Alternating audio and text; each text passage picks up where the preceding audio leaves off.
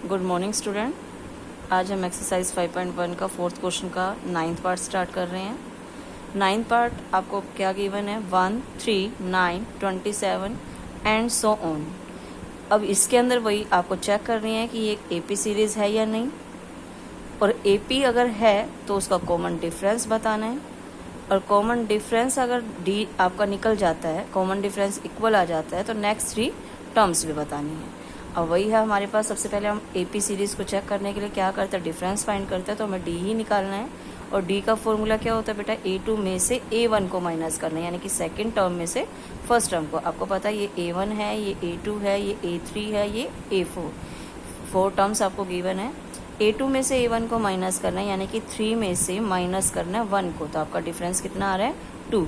Next difference अगर हम find करते हैं, A3 में से A2 को माइनस करना है, यानी कि थर्ड टर्म में से सेकंड टर्म को माइनस करना।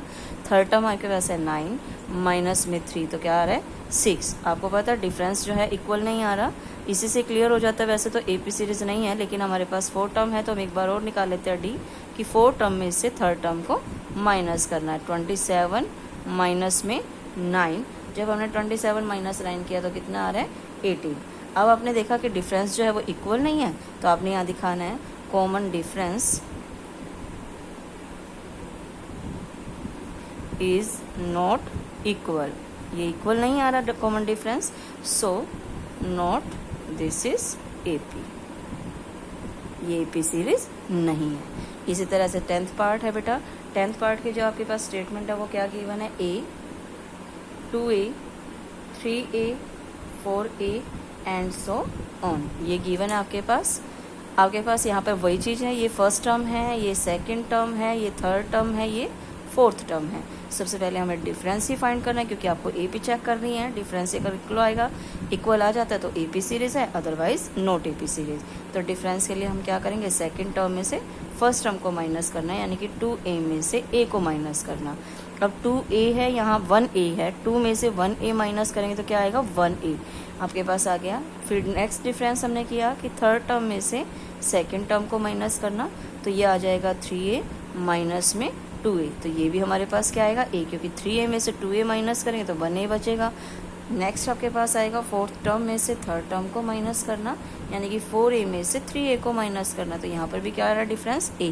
आपका इक्वल डिफरेंस आ रहा है, तो कॉमन डिफरेंस इज आपके पास इक्वल आ रहा है, तो यहाँ दिखाओगे D इज इक्वल, इक्वल है, तो so this is AP series. आपके पास एपी, और फिर इसने बोला था अगर एपी सीरीज है तो कॉमन डिफरेंस बताओ, तो डी कितना आ रहा है हमारे पास? ए।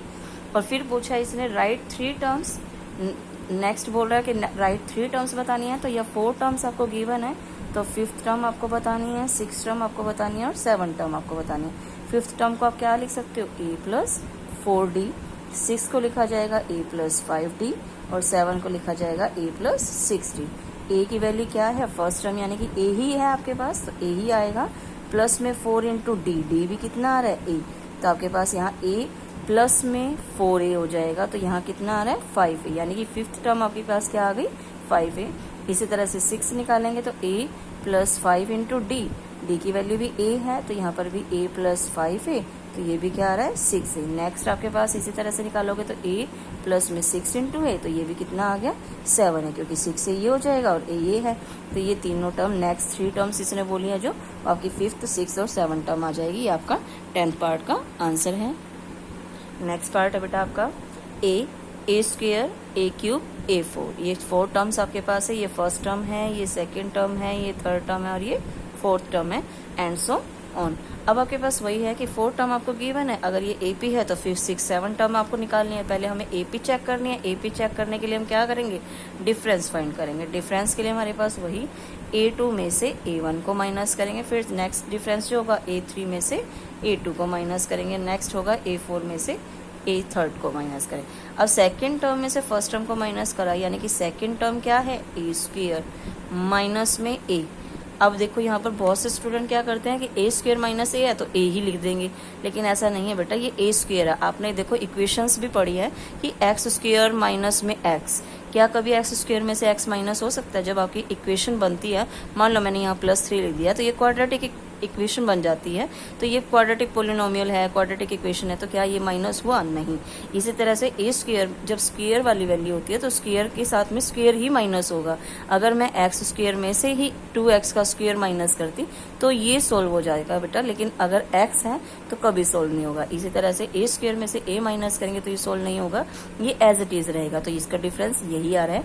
नेक्स्ट है थर्ड टर्म में से सेकेंड टर्म को माइनस करना, यानी कि थर्ड टर्म क्या है? a क्यूब, और माइनस करना है ए स्क्वायर। तो वही चीज है, यहाँ पर भी एक्स क्यूब में से कभी भी एक्स स्क्वायर नहीं माइनस हो सकता, तो ये भी नहीं होगा, ये भी। अब कॉमन डिफरेंस जो वैसे तो इक्वल आ ही नहीं रहा, लेकिन नेक्स्ट भी निकाल कर दिखा देते हैं कि A4 में से ए क्यूब को माइनस करना, यानी कि हमारे पास ये दोनों भी माइनस है, तो कॉमन डिफरेंस जो है वो इक्वल ही नहीं आ रहा है। तो हम यहाँ दिखाएंगे डिफरेंस इज नॉट इक्वल। यहाँ ध्यान रखना, बहुत से बच्चे यहाँ पर ए स्क्वायर में से ए माइनस करते हैं, ए आ गया, ए क्यूब में से ए स्क्वायर माइनस किया, ए आ गया, तो कॉमन डिफरेंस इक्वल लिखकर एपी सीरीज दिखा देते हैं, लेकिन ऐसा नहीं है बेटा।